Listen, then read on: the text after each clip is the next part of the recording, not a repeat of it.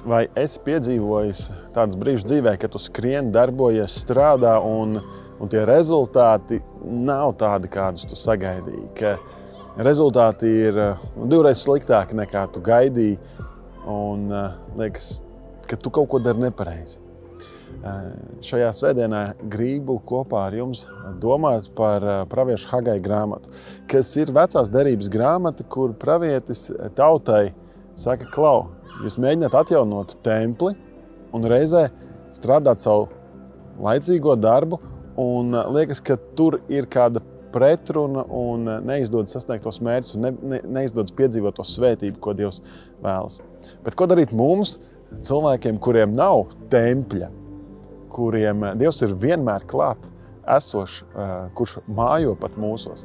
Šajā svētdienā gribu domāt par to, kā dzīvot tādā veidā, ka mūsu ikdienas dzīve un mūsu garīgā dzīve ir tādā veselīgā sazobē, iet roku rokā, un mēs varam piedzīvot to, ka Dievs vienmēr ir ar mums. Tādēļ tiekamies šajā svētdienā Matejā gan 9:30, gan 11:30, un ceru tevi satikt jau pavisam drīz. Tiekamies Matejā.